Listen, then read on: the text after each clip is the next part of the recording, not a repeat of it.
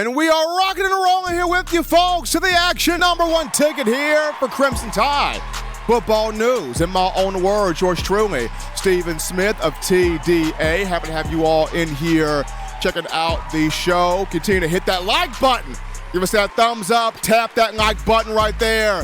Appreciate that support there from you guys. Hitting that subscribe button as well. But as we get back into the conversation here, John, and I mentioned before the break, we've had so many discussions about the quarterback position, running back position, offensive line, wide receivers, linebackers, defensive line, secondary, in all of the dialogue that we've had here with the fans. There's one position that is not getting enough talk, and normally when this position pops, it makes Alabama that much more, I guess, special when this position pops. And to me, that's a tight end room. It's a tight end position. I mean, remember, 2009, you had Colin Peak popping off, and that really helped you national championship, right? 2011, you had Brad Smelly popping off, and that helped you to a national championship. 2012, you had Michael Williams popping off, and that helped you to a national championship. 2015, when Lane Kiffin wanted to use O.J. Howard, that was a national championship because O.J. popped off. 2017, when we went to Irv Smith, that helped a national championship. 2020, Mac Jones, he did go to Miller Forrestall. He did go to Jaleel Billingsley, and that did help.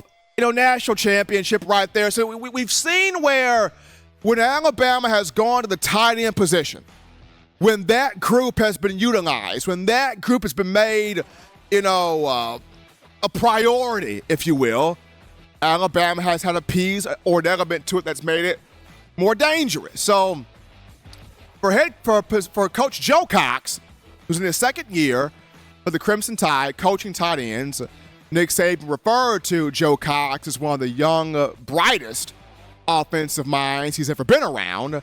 And Joe Cox last year, who did a solid job with one Cameron Latu, from that young man got drafted by the San Francisco 49ers in the third round. Here he is again in his second season coaching this position here, in the second season of Alabama coaching this position. And, for Cox, he's trying to have the tight end group turn up. He's trying to have a tight end group really do its thing in the upcoming season. And going back to the spring game, we saw this, right? Miles Kitselman had 3 to 4 catches in the spring game.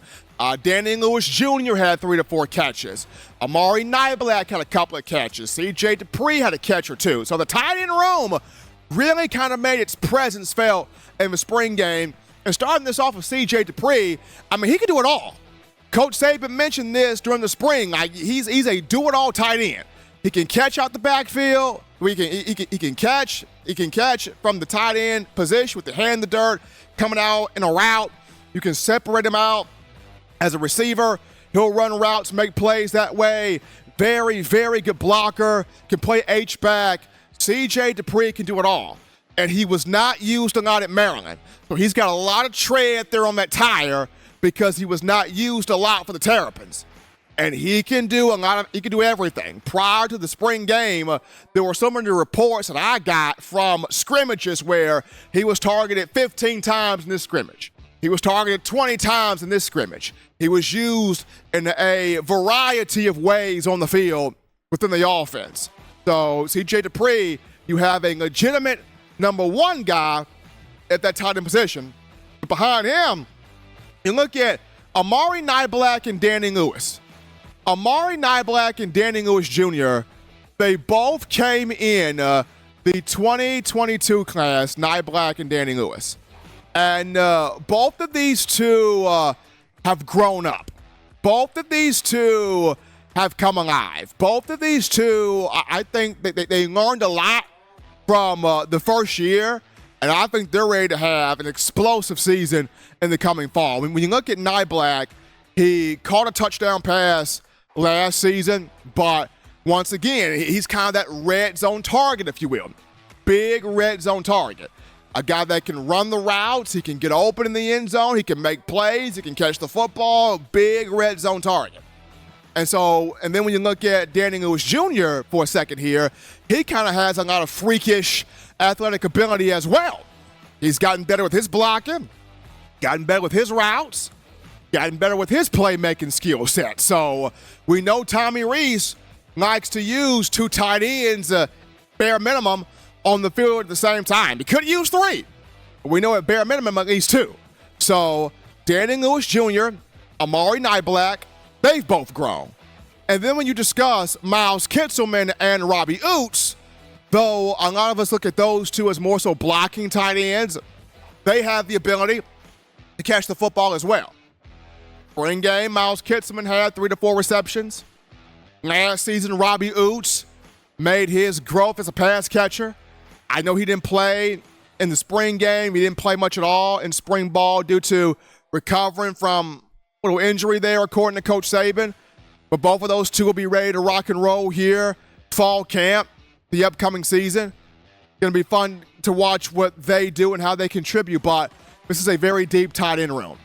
And I've said that, and go back to what I mentioned, when the tight ends have been able to be involved, when they've been utilized within the offense, when the play calling scheme has called their number, it's made Alabama that much more dynamic, and it's forced opposing defenses and defensive coordinators to wonder, okay, where are they going to with the football? Are they going to a running back? Are they going to a wide receiver? Are they going to a tight end? Like where are they going to in this formation, in this scheme, in this strategy? Because with their tight end room popping off, this puts more stress on us as a defense trying to figure out where do we attack? How do we attack? Where are they going to go to? So always good to see those tight ends get love, those tight ends get their hands on the football and their say within the offense. So I'm looking forward to what Joe Cox pulls out, what Joe Cox does here with these guys at the tight end position.